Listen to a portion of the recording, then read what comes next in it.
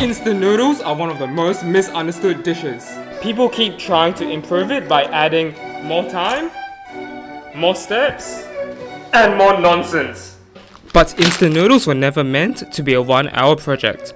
So today, I'm putting 5 different fast instant noodle recipes to the test, from Michelin-starred chefs to viral internet creations, to find out which one is actually the best. Here is a spoiler. One of the recipes I tried from a big YouTube channel actually turned out to be a massive disappointment. First recipe comes from Chef Park, and today his recipe will be judged without mercy. He starts by putting the shin-dried vegetables before adding spaghetti noodles into boiling water. I couldn't get my hands on spaghetti, so I'm going to use powdered jjajangmyeon instead. The shin noodles are added in after 1 minute. After 2 minutes, we pour out half of the water, then add in the seasoning.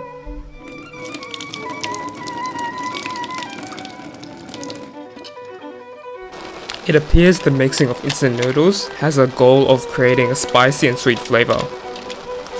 I do have high expectations from this, as it is from a chef who works in a Michelin-star restaurant. But Michelin chef or not, no one is spared from my criticism.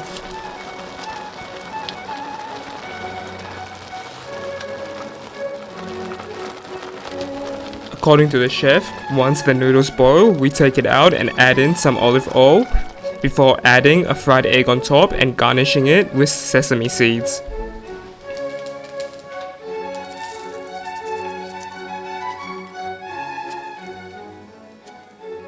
Now, as I was cooking this, I noticed a technical error. In the video that Chef Park features in, he fries the egg after cooking the instant noodles, so for a fair test, I did the same. But this would mean that the noodles are cooking in its own heat while it's resting, so there is a risk that the noodles might be overcooked and soft.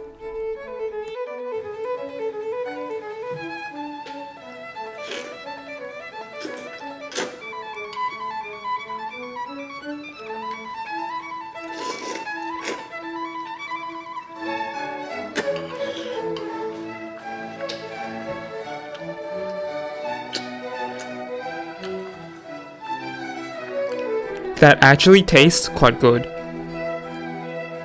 There is that sweet and spicy flavor that mixes well with the savouriness of the egg. There is sort of a nutty flavor from the sesame seed garnish, and that helps add another layer of flavor complexity. But I was right, the noodles are a bit overcooked. If you do try this recipe, I recommend that you fry the eggs while cooking the noodles. It also isn't addictive enough due to it being more sweet than spicy, so the aftertaste is a bit one-dimensional. Overall, I give this a 6.5 out of 10. If spiciness isn't your thing, then you might enjoy this more than I did. The next recipes require scallions, so let's cut this old thick scallion I grew in my garden. What a monster of a scallion. When they get this big, they are more pungent and fragrant.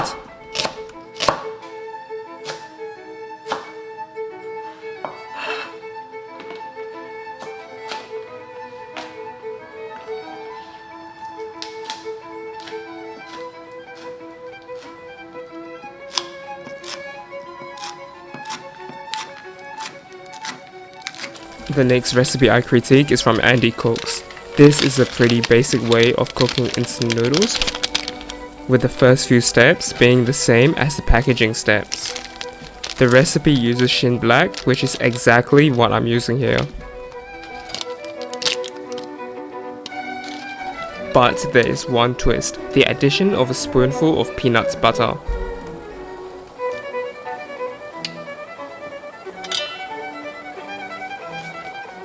Once the peanut butter is dissolved, the recipe instructs to add the ramen, and once it's nearly cooked, add in a whisked egg while stirring the noodles. In the video, the chef doesn't specify if you should temper the eggs before adding it in, so I tried without tempering, and even when stirring the noodles aggressively, some egg does cook into strips immediately instead of getting integrated into the broth. Finally, the white parts of the scallion is added in before finishing by garnishing with the green parts of the scallion and chili crisp.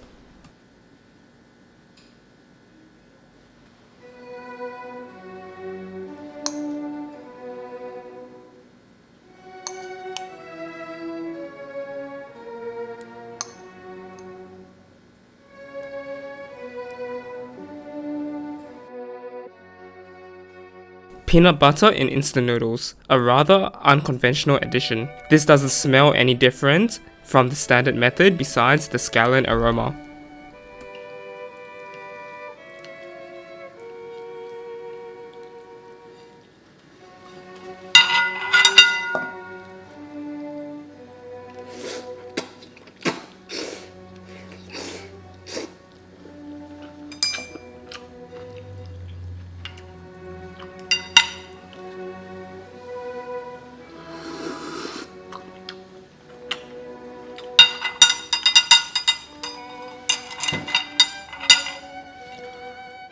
I'm surprised that the peanut butter actually sort of does complement the spicy taste in the seasoning and chili crisp.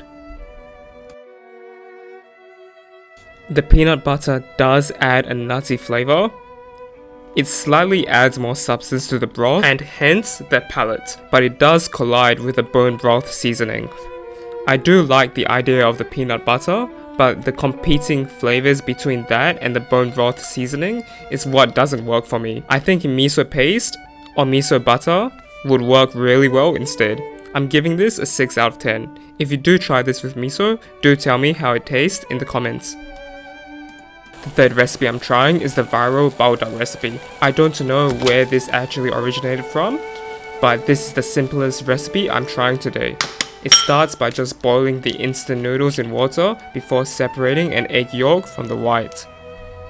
Yes, I know the main variation is to use balduck carbonara, but I only have standard balduck with me, so I will be making my own carbonara base. You might think, but chef, isn't that an unfair review? Well, I think making your own carbonara base will actually be better for this recipe.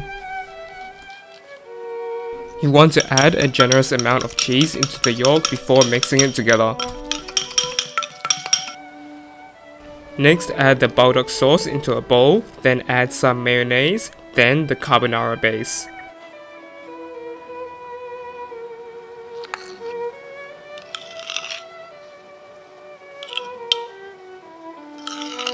Finally, we are going to emulsify all of this by adding a bit of hot water from the pot. One thing I can immediately see is that at first, the mayonnaise does clump up a bit, but when we add the noodles in and mix, everything gets emulsified properly into a carbonara instant ramen.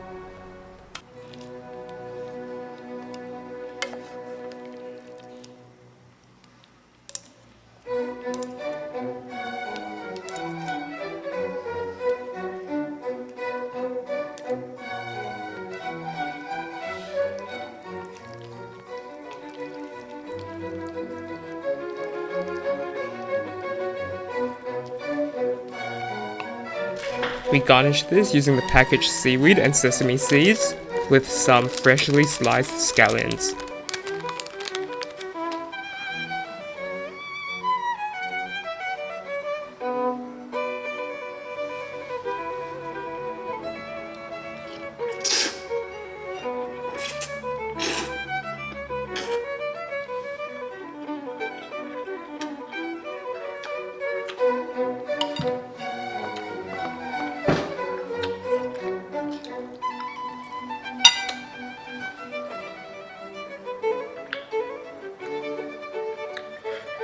That is actually a very enjoyable taste.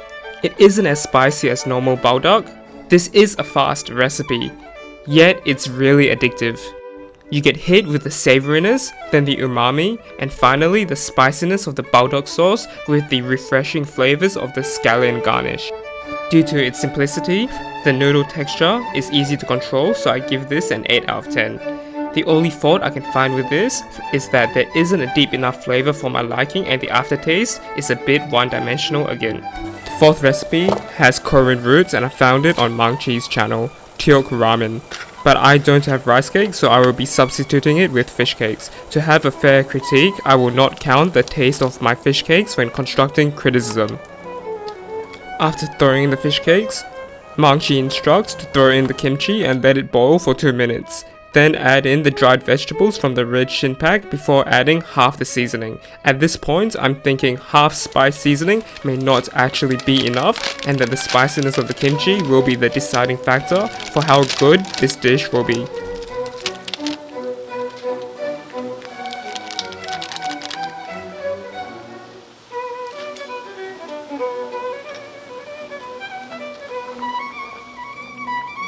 At this point, we add the ramen, and once it's cooked halfway, add the green onions.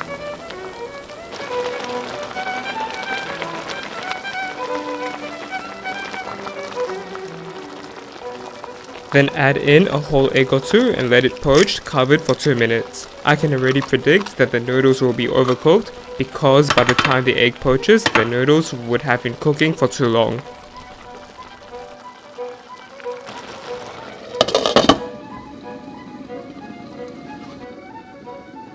The poached egg serves as the garnish.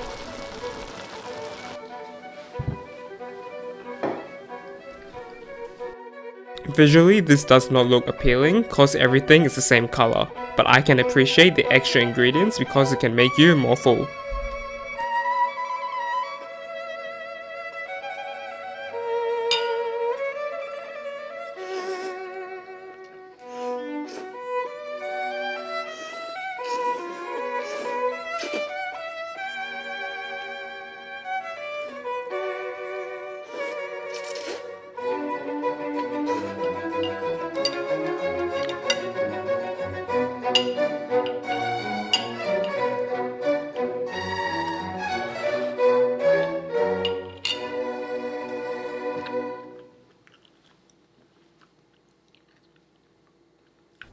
Very disappointing considering her channel has more than 6 million subscribers. My suspicions were correct, the noodle texture is way overcooked and too soggy. The flavor is very plain. I'm struggling to find anything good to say about this recipe. Aside from the extra ingredients, that does make me more full. I'm giving it a 3 out of 10. The next one is by Chef Esther Choi, a famous figure in the culinary world known for her TV appearances. It uses jin noodles and starts by heating olive oil in the pot before adding some basil leaves with the dried vegetables before adding the seasoning. From my experience, you do have to add a generous amount of olive oil.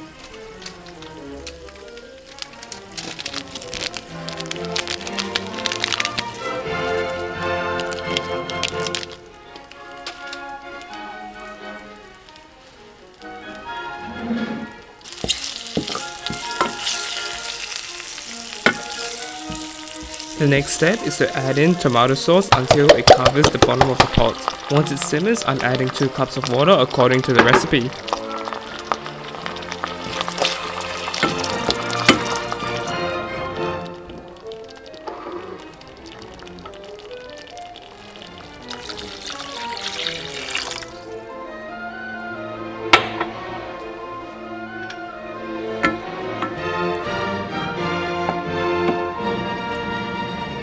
At this point, like the bulldog recipe, I'm creating a carbonara base again.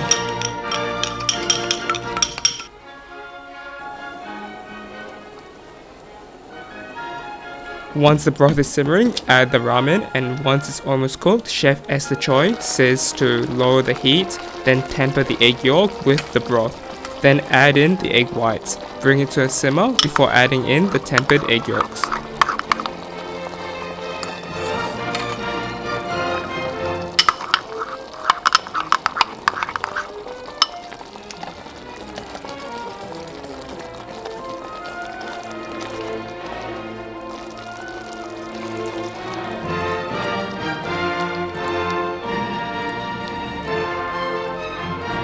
Then add in 1 grated clove of garlic. Before stirring, then adding a bit more cheese. After stirring those in, the final ingredient is 1 cube of butter.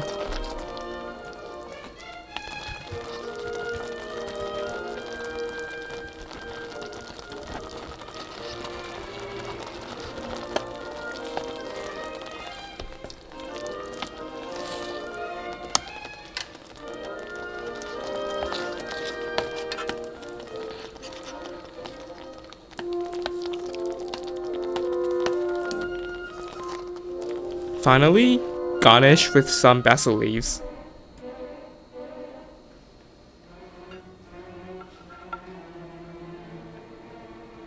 This instant noodle recipe doesn't look like instant noodles anymore, but it has a really aromatic smell. It looks and smells like a pasta.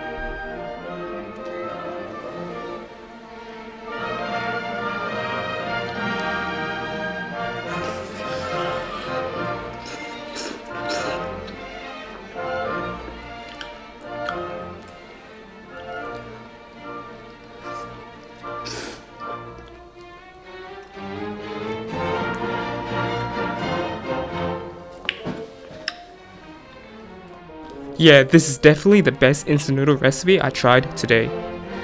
It's a more tedious recipe, but it is still quick. It's got many layers of flavor. The basil leaf fragrance is the first, followed by a mix between the zesty tomato sauce and the umami from the cheese. Then the savouriness acts, which I'm thinking is from the egg, and finally the spice comes through, leaving a spicy and acidic aftertaste. It's like the instant noodles did a 180 turn on its culture and became Italian. I give this a solid 9.5 out of 10. My one small complaint is that it doesn't taste Asian anymore. And that is the end of my rating of these 5 recipes.